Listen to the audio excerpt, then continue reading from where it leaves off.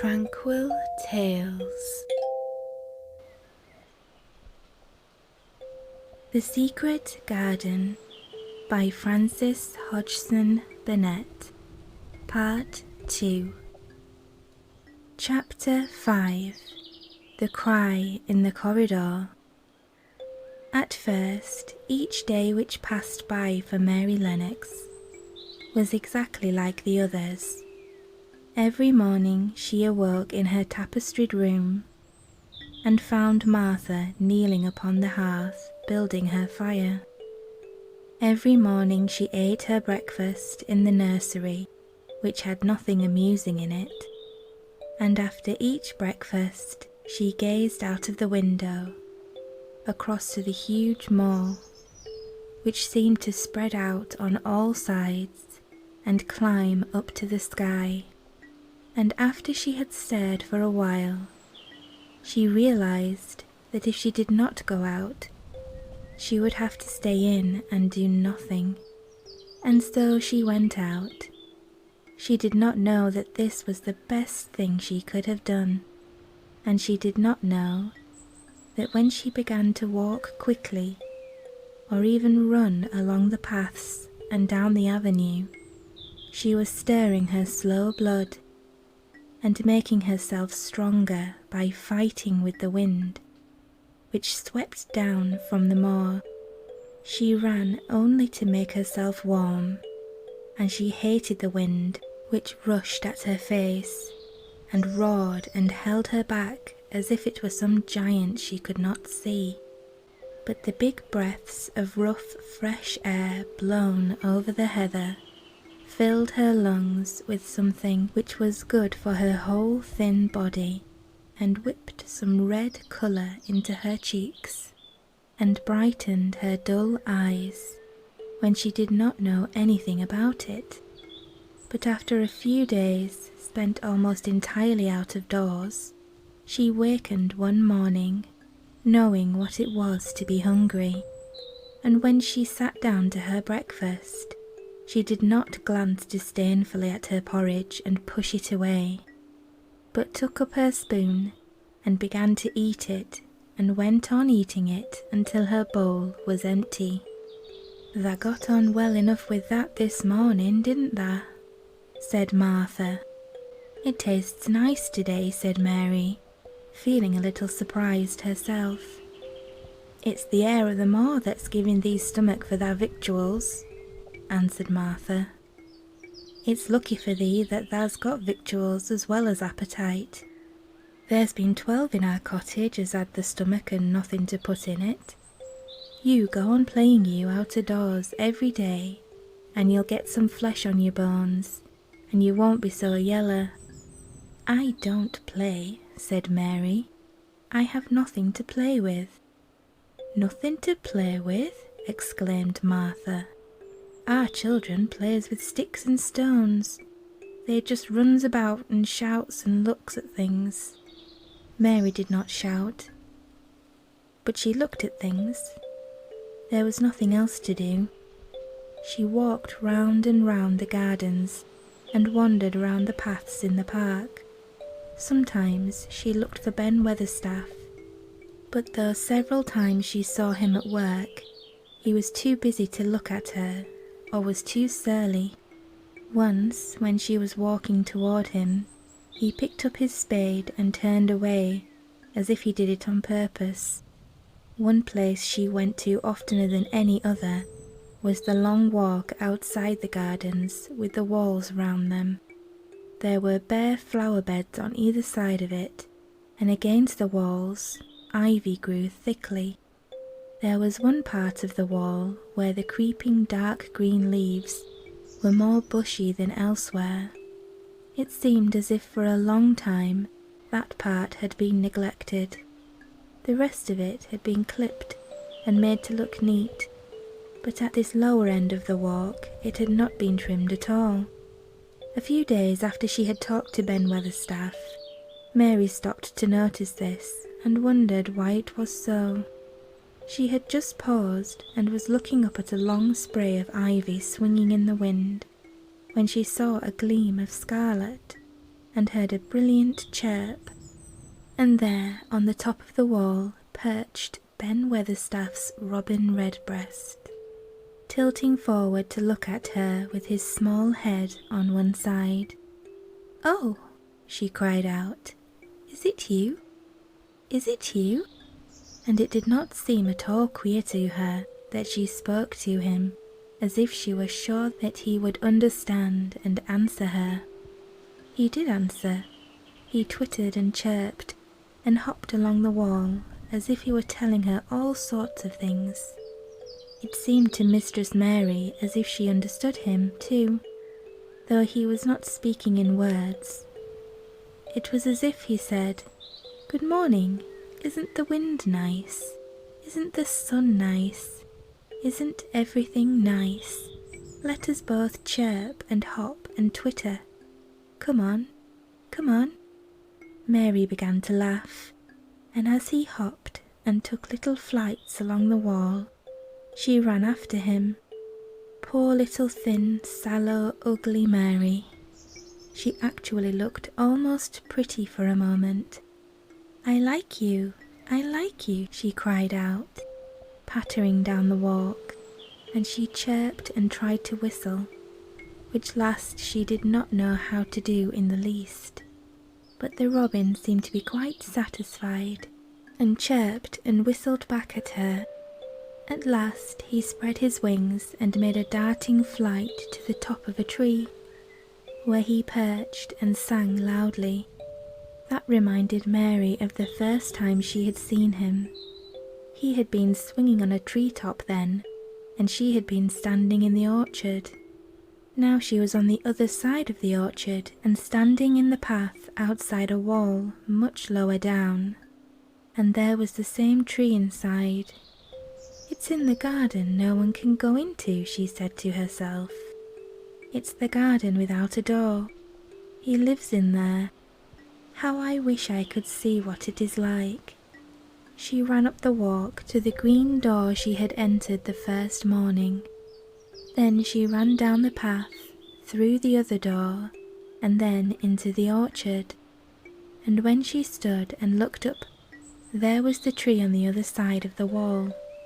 And there was the robin, just finishing his song and beginning to preen his feathers with his beak. "It is the garden," she said. "I'm sure it is." She walked round and looked closely at that side of the orchard wall, but she only found what she had found before, that there was no door in it.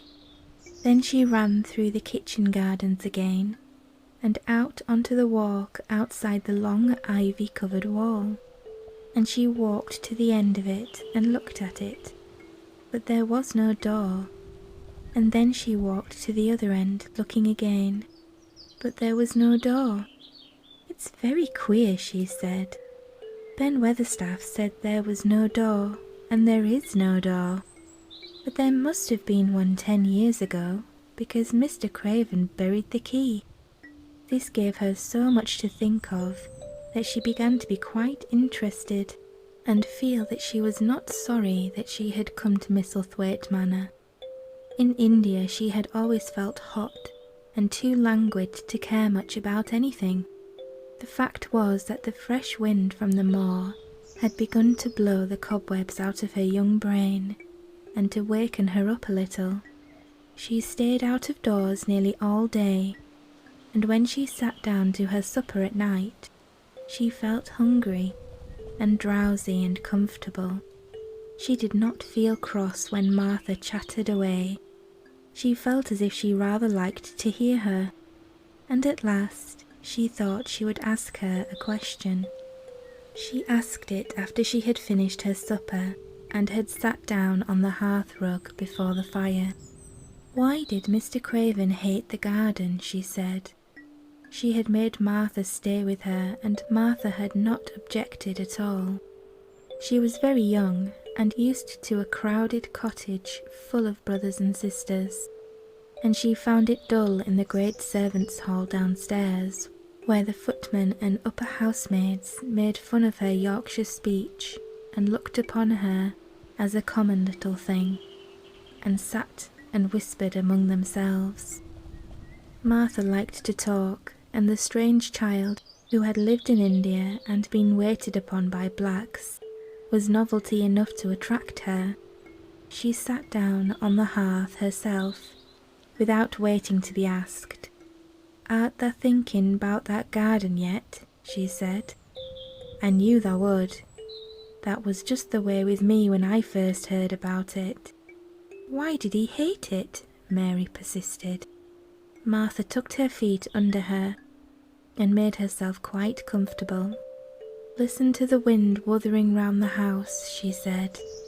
"You could bear stand up on the moor if you was out in it tonight." Mary did not know what wuthering meant until she listened, and then she understood. It must mean that hollow, shuddering sort of roar which rushed around and round the house as if the giant no one could see were buffeting it and beating at the walls and windows to try to break in. But one knew he could not get in, and somehow it made one feel very safe and warm inside a room with a red coal fire. "But why did he hate it so?" she asked, after she had listened.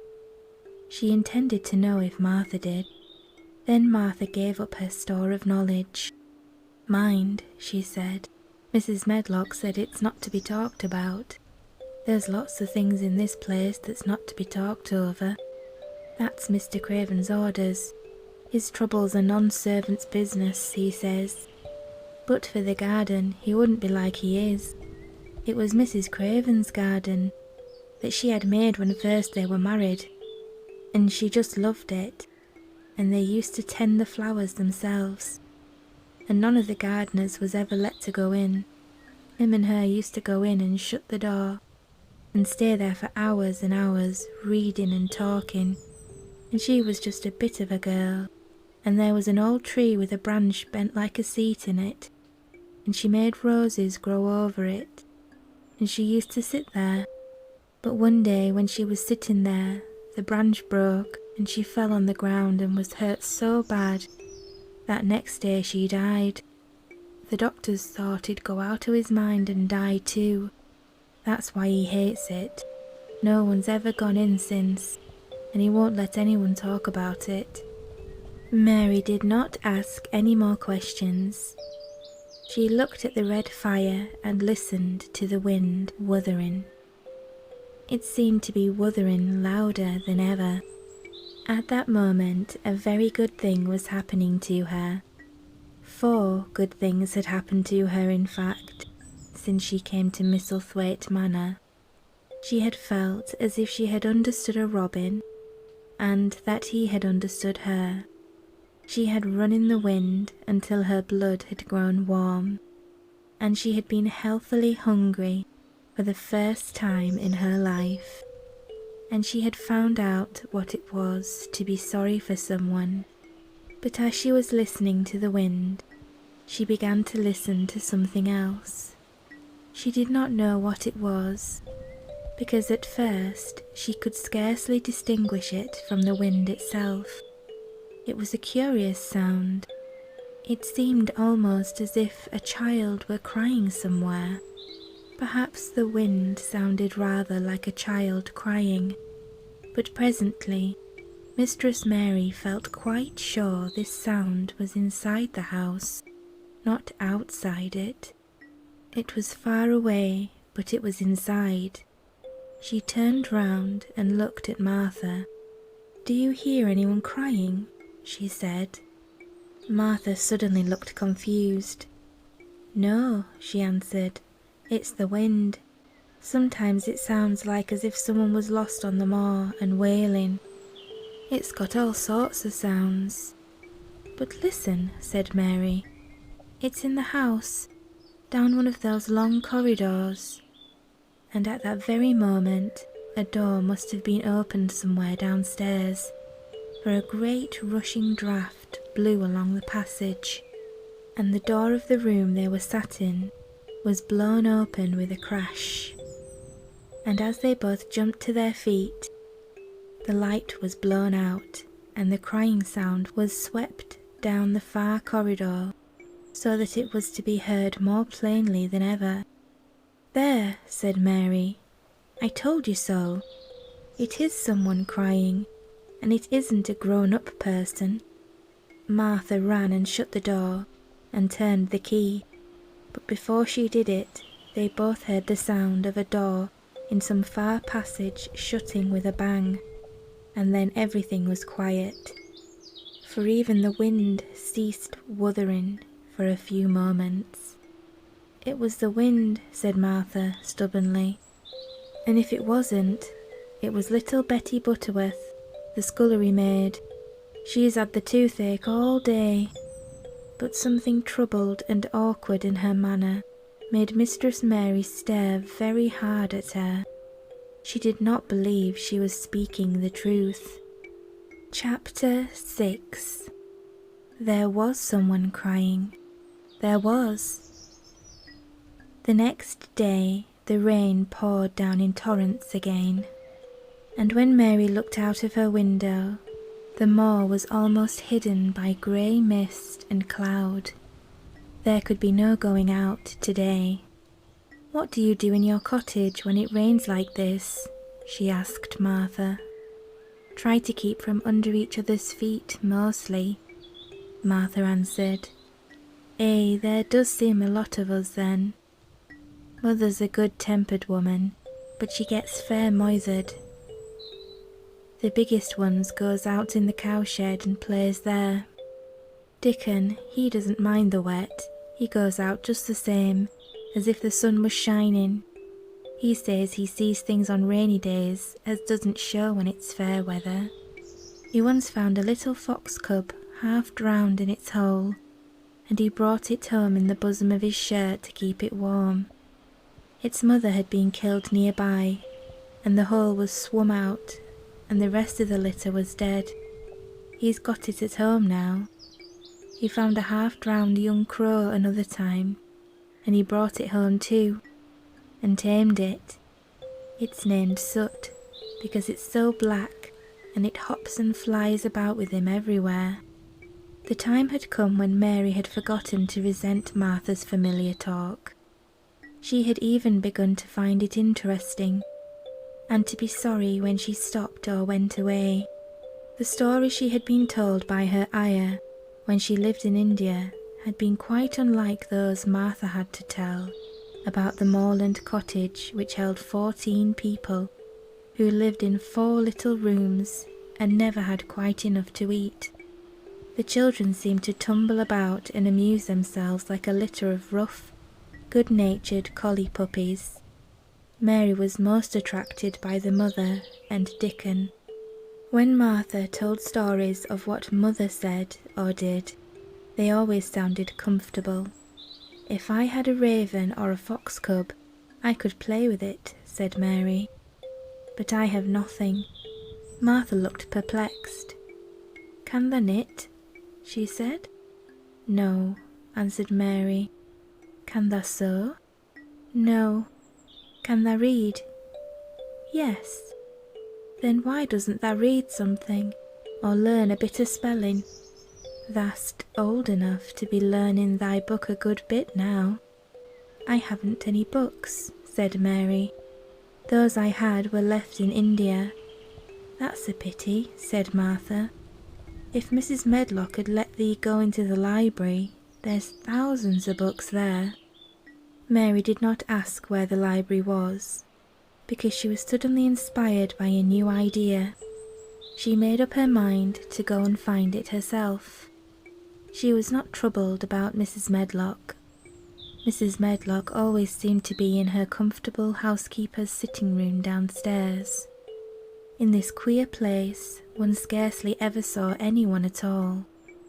In fact, there was no one to see but the servants, and when their master was away, they lived a luxurious life below stairs, where there was a huge kitchen hung about with shining brass and pewter, and a large servants' hall where there were 4 or 5 abundant meals eaten every day, and where a great deal of lively romping went on when Mrs. Medlock was out of the way. Mary's meals were served regularly, and Martha waited on her, but no one troubled themselves about her in the least. Mrs. Medlock came and looked at her every day or two, but no one inquired what she did or told her what to do. She supposed that perhaps this was the English way of treating children. In India she had always been attended by her ayah, who had followed her about and waited on her hand and foot. She had often been tired of her company. Now she was followed by nobody, and was learning to dress herself, because Martha looked as though she thought she was silly and stupid when she wanted to have things handed to her and put on. "Hasn't tha got good sense?" she said once, when Mary had stood waiting for her to put on her gloves for her. "Our Susan Ann is twice as sharp as thee, and she's only 4 years old. Sometimes thou looks fair soft in the head." Mary had worn her contrary scowl for an hour after that, but it made her think several entirely new things. She stood at the window for about 10 minutes this morning, after Martha had swept up the hearth for the last time and gone downstairs. She was thinking over the new idea which had come to her when she had heard of the library. She did not care very much about the library itself, because she had read very few books, but to hear of it brought back to her mind the 100 rooms with closed doors. She wondered if they were all really locked, and what she would find if she could get into any of them. Were there 100, really? Why shouldn't she go and see how many doors she could count? It would be something to do on this morning, when she could not go out. She had never been taught to ask permission to do things, and she knew nothing at all about authority, so she would not have thought it necessary to ask Mrs. Medlock if she might walk about the house, even if she had seen her. She opened the door of the room and went into the corridor, and then she began her wanderings. It was a long corridor, and it branched into other corridors, and it led her up short flights of steps, which mounted to others again. There were doors, and there were pictures on the walls.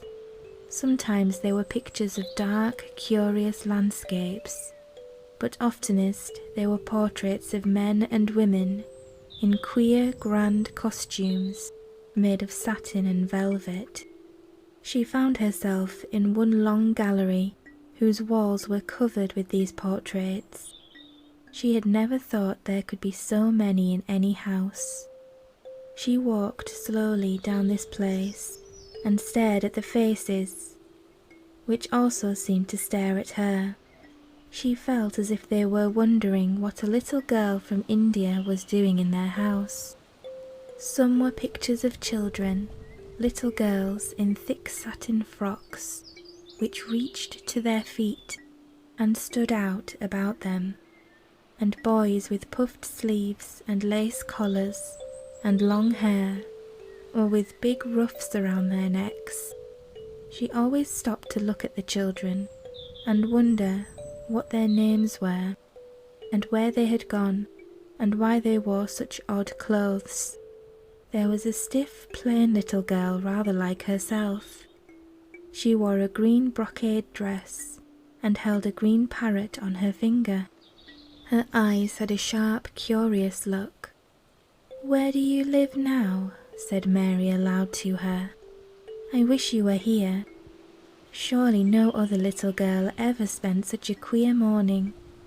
It seemed as if there was no one at all in the huge rambling house but her own small self, wandering about upstairs and down, through narrow passages and wide ones, where it seemed to her that no one but herself had ever walked.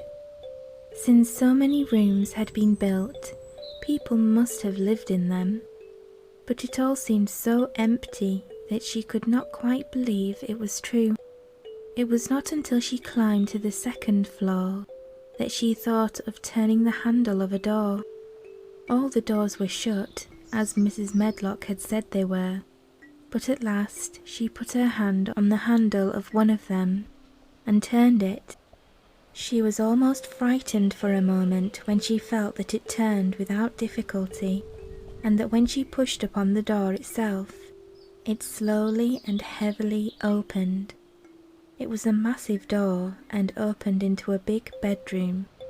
There were embroidered hangings on the wall, and inlaid furniture, such as she had seen in India, stood about the room. A broad window with leaded panes looked out upon the moor, and over the mantel was another portrait of the stiff, plain little girl who seemed to stare at her more curiously than ever. "Perhaps she slept here once," said Mary. "She stares at me so that it makes me feel queer." After that she opened more doors and more. She saw so many rooms that she became quite tired and began to think that there must be 100, though she had not counted them. In all of them there were old pictures or old tapestries, with strange scenes worked on them. There were curious pieces of furniture and curious ornaments in nearly all of them. In one room, which looked like a lady's sitting room, the hangings were all embroidered velvet, and in a cabinet were about 100 little elephants made of ivory. They were of different sizes, and some had their mahouts, or palanquins, on their backs. Some were much bigger than the others, and some were so tiny that they seemed only babies. Mary had seen carved ivory in India, and she knew all about elephants. She opened the door of the cabinet and stood on a footstool and played with these for quite a long time. When she got tired, she set the elephants in order and shut the door to the cabinet. In all her wanderings through the long corridors and the empty rooms, she had seen nothing alive. But in this room she saw something. Just after she had closed the cabinet door, she heard a tiny rustling sound. It made her jump and look around at the sofa by the fireplace, from which it seemed to come. In the corner of the sofa there was a cushion, and in the velvet which covered it there was a hole, and out of the hole peeped a tiny head with a pair of frightened eyes in it. Mary crept softly across the room to look. The bright eyes belonged to a little grey mouse, and the mouse had eaten a hole into the cushion and made a comfortable nest there. 6 baby mice were cuddled up asleep near her. If there was no one else alive in the 100 rooms, there were 7 mice who did not look lonely at all. "If they wouldn't be so frightened, I would take them back with me," said Mary. She had wandered about long enough to feel too tired to wander any further, and she turned back. 2 or 3 times she lost her way by turning down the wrong corridor, and was obliged to ramble up and down until she found the right one. But at last she reached her own floor again, though she was some distance from her own room, and did not know exactly where she was. "I believe I have taken a wrong turning again," she said, standing still at what seemed the end of a short passage with a tapestry on the wall. "I don't know which way to go. How still everything is." It was while she was standing there, and just after she had said this, that the stillness was broken by a sound. It was another cry, but not like the one she had heard last night. It was only a short one, a fretful, childish whine, muffled by passing through walls.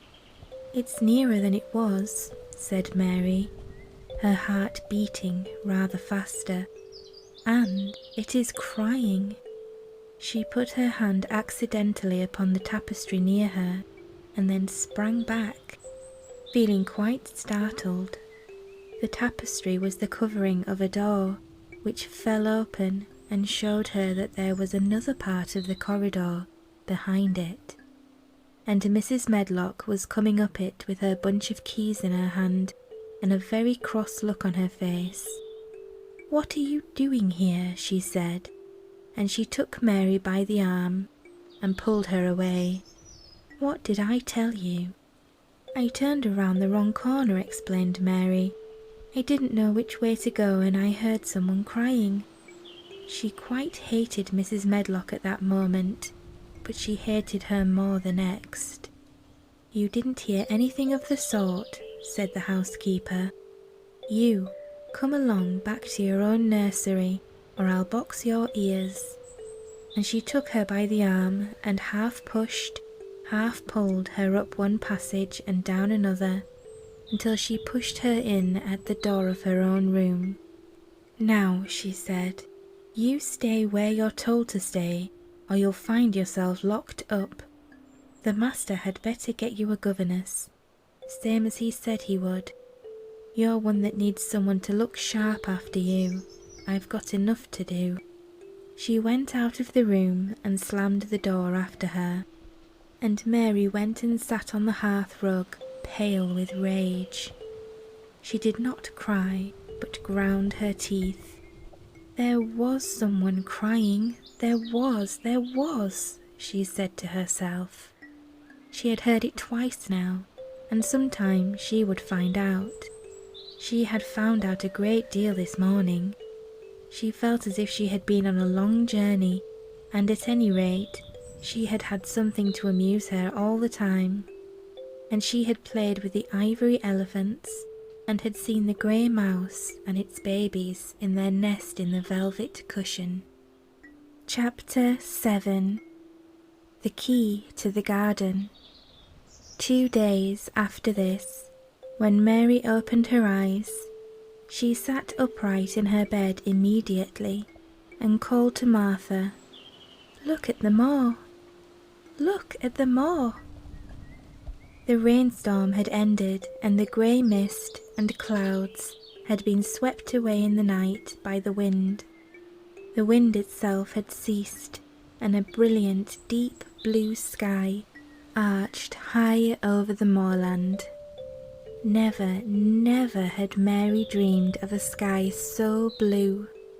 In India, skies were hot and blazing.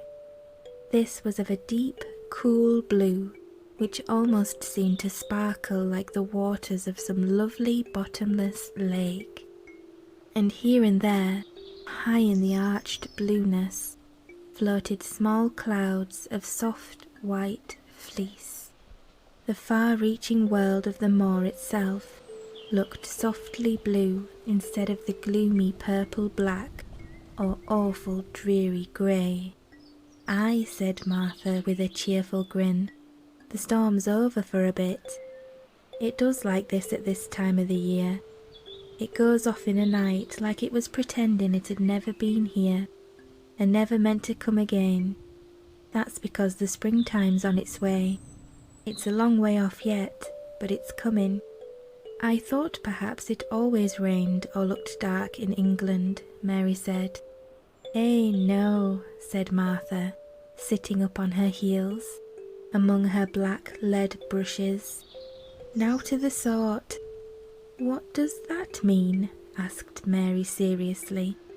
In India, the natives spoke different dialects, which only a few people understood, so she was not surprised when Martha used words she did not know.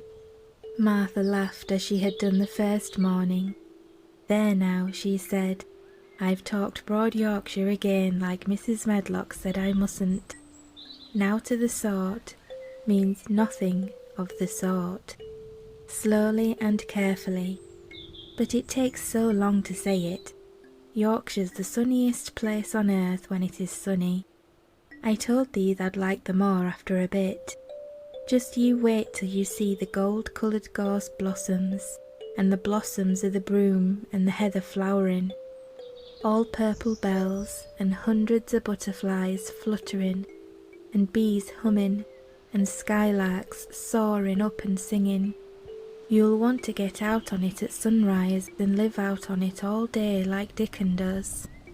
"Could I ever get there?" asked Mary wistfully, looking through her window at the far-off blue. It was so new and big and wonderful, and such a heavenly colour. "I don't know," answered Martha. "Tha's never used thy legs since thou was born, it seems to me. Thou couldn't walk 5 mile. It's 5 mile to our cottage." "I should like to see your cottage." Martha stared at her for a moment, curiously, before she took up her polishing brush and began to rub the grate again. She was thinking that the small plain face did not look quite as sour at this moment as it had done the first morning she saw it. It looked just a trifle like little Susan Ann's when she wanted something very much. "I'll ask my mother about it," she said. "She's one of them that nearly always sees a way to do things. It's my day out today, and I'm going home. I am glad. Mrs. Medlock thinks a lot of Mother. Perhaps she could talk to her." "I like your mother," said Mary. "I should think I did," agreed Martha, polishing away. "I've never seen her," said Mary. "No, there hasn't," replied Martha. She sat up on her heels again and rubbed the end of her nose with the back of her hand, as if puzzled for a moment, but she ended quite positively.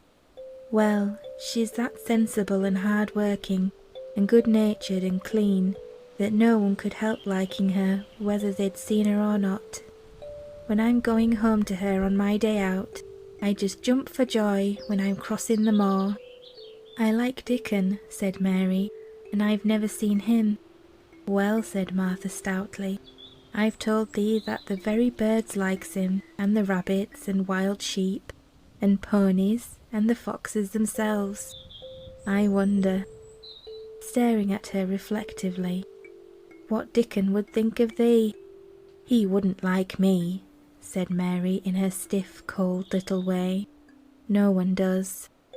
Martha looked reflective again. "How does thou like thyself?"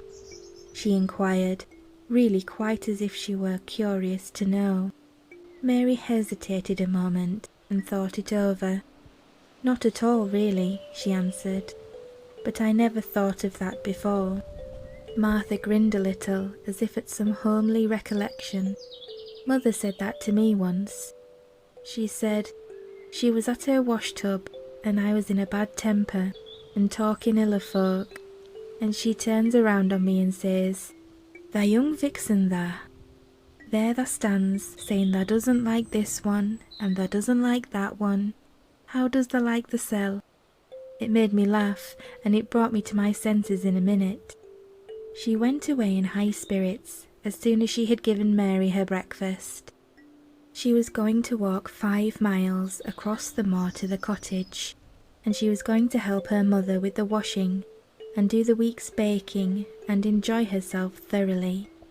Mary felt lonelier than ever when she knew she was no longer in the house. She went out into the garden as quickly as possible, and the first thing she did was to run around and around the fountain flower garden 10 times. She counted the times carefully, and when she had finished, she felt in better spirits. The sunshine made the whole place look different. The high, deep blue sky arched over Misselthwaite, as well as over the moor, and she kept lifting her face and looking up into it, trying to imagine what it would be like to lie down on one of the little snow-white clouds and float about. She went into the first kitchen garden and found Ben Weatherstaff working there with 2 other gardeners. The change in the weather seemed to have done him good. He spoke to her of his own accord. "Springtime's coming," he said. "Cannot thou smell it?" Mary sniffed and thought she could. "I smell something nice and fresh and damp," she said.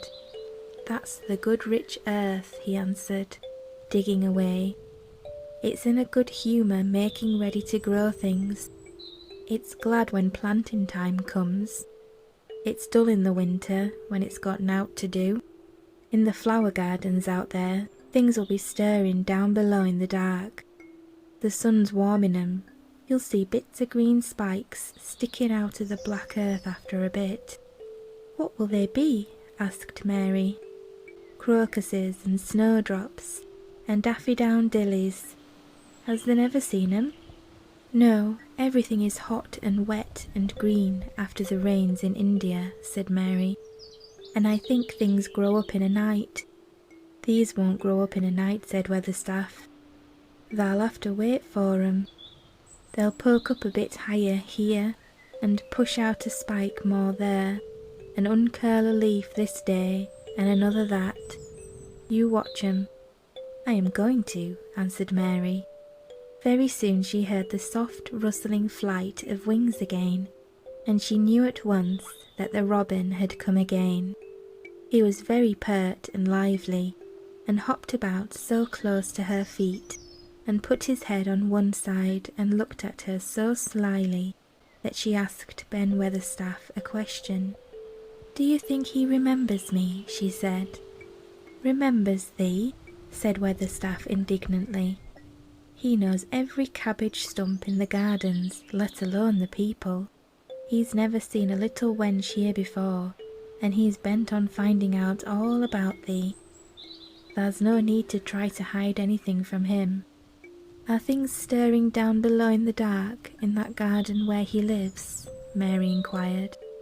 "What garden?" grunted Weatherstaff, becoming surly again. "The one where the old rose trees are." She could not help asking, because she wanted so much to know. "Are all the flowers dead? Or do some of them come back again in the summer? Are there ever any roses?" "Ask him," said Ben Weatherstaff, hunching his shoulders toward the robin. "He's the only one as knows. No one else has seen inside it for 10 years. 10 years was a long time, Mary thought. She had been born 10 years ago. She walked away slowly thinking. She had begun to like the garden just as she had begun to like the robin, and Dickon, and Martha's mother. She was beginning to like Martha too. That seemed a good many people to like, when you were not used to liking. She thought of the robin as one of the people.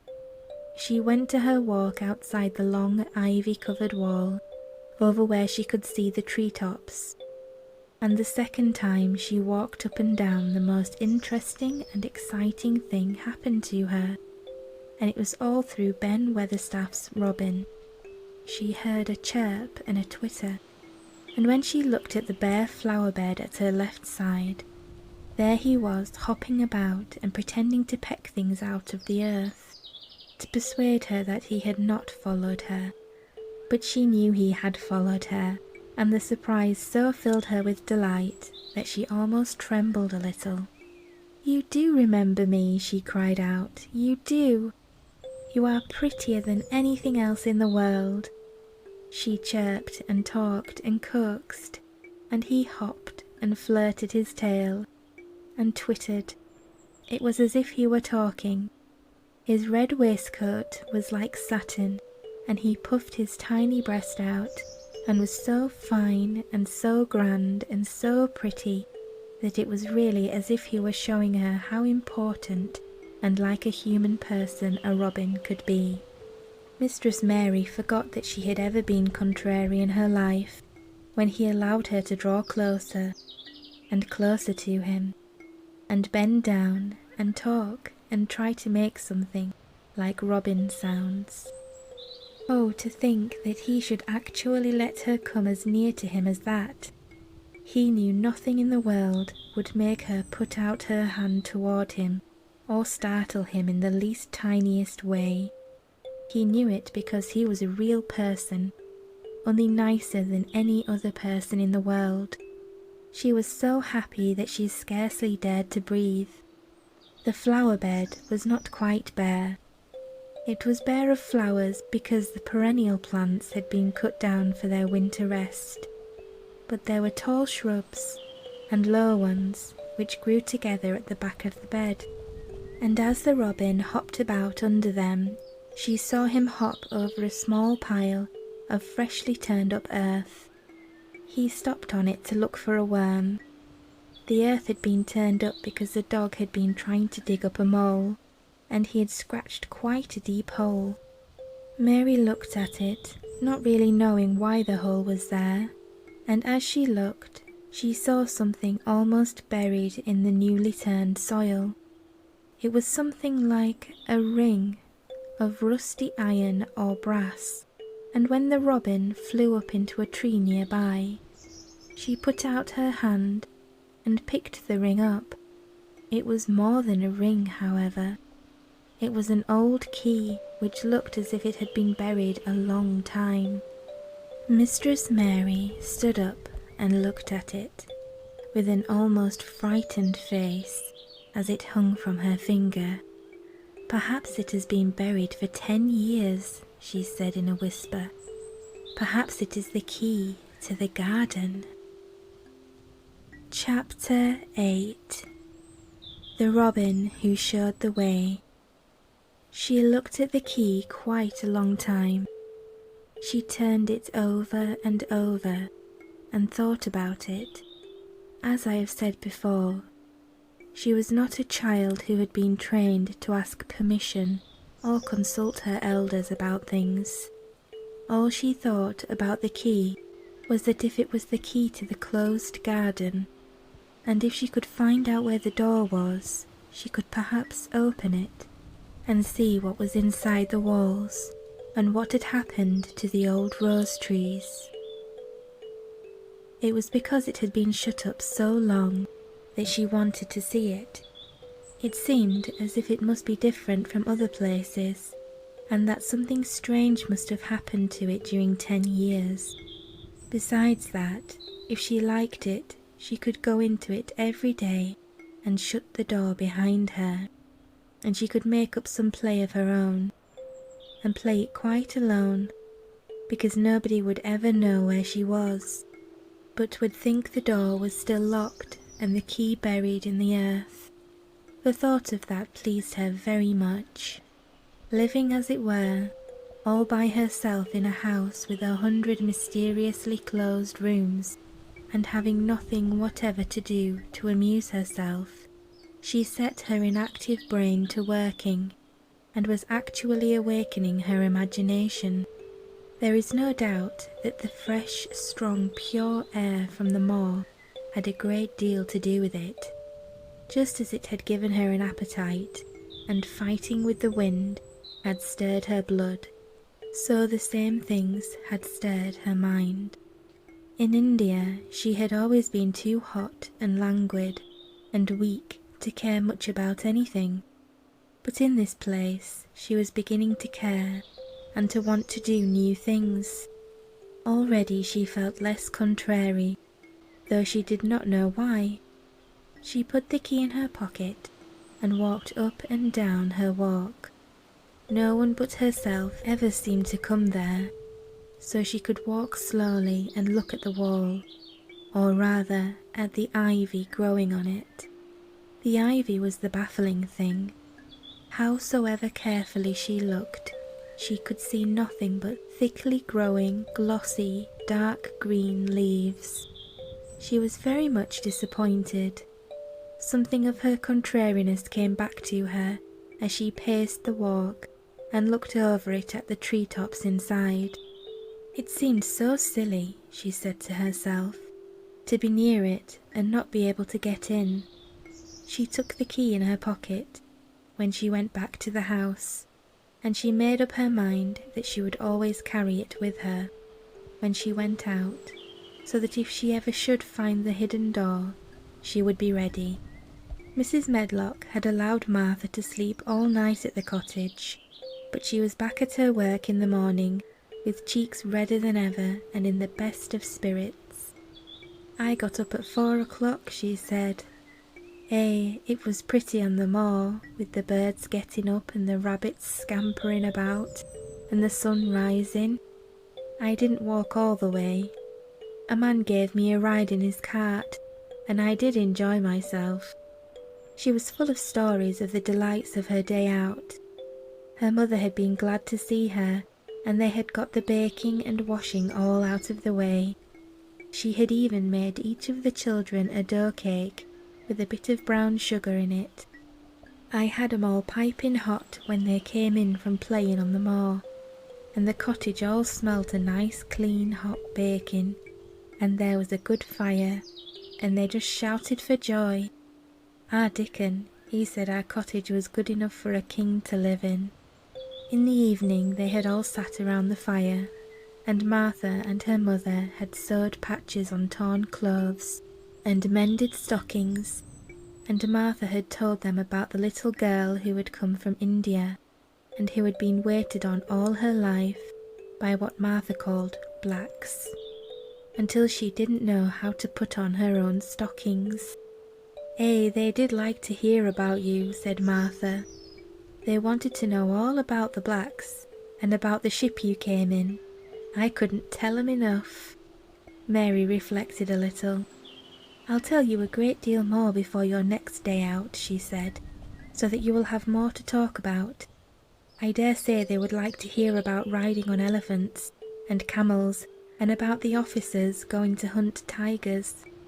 "My word," cried delighted Martha. "It would set 'em clean off their heads." "Would tha really do that, miss? It would be same as a wild beast show like we heard they had in York once." "India is quite different from Yorkshire," Mary said slowly, as she thought the matter over. "I never thought of that. Did Dickon and your mother like to hear you talk about me?" "Why, our Dickon's eyes nearly started out o' his head. They got that round," answered Martha. "But mother, she was put out about your seeming to be all by yourself like. She said, 'Hasn't Mr. Craven got no governess for her, nor no nurse?' And I said, 'No, he hasn't, though Mrs. Medlock says he will when he thinks of it, but she says he mayn't think of it for 2 or 3 years. "I don't want a governess," said Mary sharply. "But mother says you ought to be learning your book by this time, and you ought to have a woman to look after you. And she says, 'Now, Martha, you just think how you'd feel yourself in a big place like that, wandering about all alone and no mother. You do your best to cheer her up,' she says." And I said I would. Mary gave her a long, steady look. "You do cheer me up," she said. "I like to hear you talk." Presently, Martha went out of the room and came back with something held in her hands under her apron. "What does tha think?" she said with a cheerful grin. "I've brought thee a present." "A present?" exclaimed Mistress Mary. "How could a cottage full of 14 hungry people give anyone a present?" "A man was driving across the moor peddling," Martha explained, "and he stopped his cart at our door. He had pots and pans and odds and ends, but mother had no money to buy anything. Just as he was going away, our Elizabeth Ellen called out, 'Mother, he's got skipping ropes with red and blue handles.' And mother, she calls out quite sudden, 'Here, stop, mister, how much are they?' And he says, 'Tuppence.' And mother, she began fumbling in her pocket, and she says to me, 'Martha, thou's brought me thy wages like a good lass, and I've got 4 places to put every penny, but I'm just going to take 2pence out of it to buy that child a skipping rope.' And she bought one, and here it is." She brought it out from under her apron and exhibited it quite proudly. It was a strong, slender rope with a striped red and blue handle at each end, but Mary Lennox had never seen a skipping rope before. She gazed at it with a mystified expression. "What is it for?" she asked curiously. "For?" cried out Martha. "Does that mean they've not got skipping ropes in India? For all they've got elephants and tigers and camels. No wonder most of 'em's black. This is what it's for. Just watch me."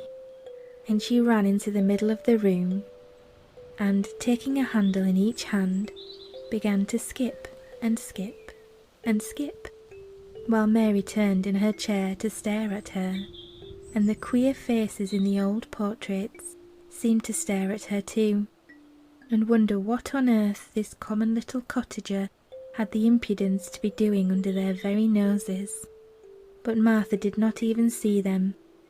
The interest and curiosity in Mistress Mary's face delighted her, and she went on skipping and counted as she skipped until she reached 100. "I could skip longer than that," she said when she stopped. "I've skipped as much as 500 when I was 12, but I wasn't as fat then as I am now, and I was in practice." Mary got up from her chair, beginning to feel excited herself. "It looks nice," she said. "Your mother is a kind woman. Do you think I could ever skip like that?" "You just try it," urged Martha, handing her the skipping rope. "You can't skip 100 at first, but if you practice, you'll mount up. That's what Mother said, she says.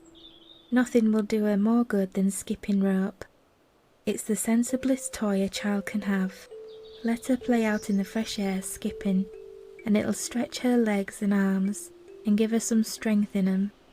It was plain that there was not a great deal of strength in Mistress Mary's arms and legs when she first began to skip. She was not very clever at it, but she liked it so much that she did not want to stop.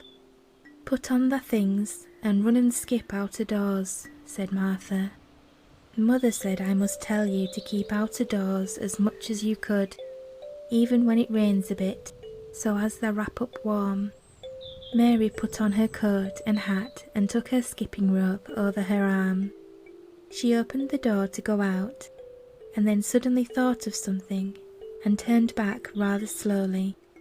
"Martha," she said, "they were your wages. It was your 2 pence, really." "Thank you." She said it stiffly because she was not used to thanking people or noticing that they did things for her. "Thank you," she said, and held out her hand because she did not know what else to do. Mary gave her hand a clumsy little shake, as if she was not accustomed to this sort of thing either. Then she laughed. That's a queer old womanish thing," she said. "If tha'd been our Elizabeth Ellen, tha'd have given me a kiss." Mary looked stiffer than ever. "Do you want me to kiss you?" Martha laughed again. "Nay, not me," she answered. "If thou was different, perhaps tha'd want to thyself, but tha isn't. Run off outside and play with thy rope." Mistress Mary felt a little awkward as she went out of the room. Yorkshire people seemed strange, and Martha was always rather a puzzle to her. At first she had disliked her very much, but now she did not. The skipping rope was a wonderful thing. She counted and skipped and counted until her cheeks were quite red, and she was more interested than she had ever been since she was born. The sun was shining and a little wind was blowing, not a rough wind, but one that came in delightful little gusts and brought a fresh scent of newly turned earth with it. She skipped around the fountain garden, and up one walk and down another.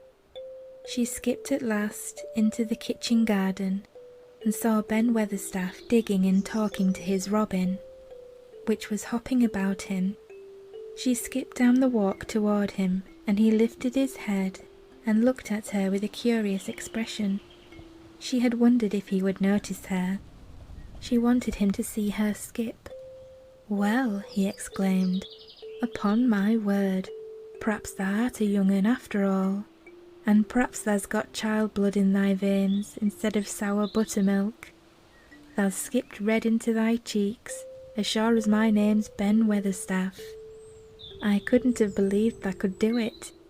"I never skipped before," Mary said. "I'm just beginning. I can only go up to 20. "Tha keep on," said Ben. "Tha shapes up well enough at it for a young un that's lived with heathen. Just see how he's watching thee," jerking his head towards the robin. "He followed after thee yesterday. He'll be at it again today. He'll be bound to find out what the skipping rope is. He's never seen one. Eh, shaking his head at the bird. Thy curiosity will be the death of thee sometime, if thou doesn't look sharp. Mary skipped around all the gardens and round the orchard, resting every few minutes. At length, she went to her own special walk and made up her mind to try to see if she could skip the whole length of it. It was a good long skip, and she began slowly, but before she had gone halfway down the path, she was so hot and breathless that she was obliged to stop. She did not mind much, because she had already counted up to 30. She stopped with a little laugh of pleasure, and there, lo and behold, was the robin swaying on a long branch of ivory. He had followed her, and he greeted her with a chirp.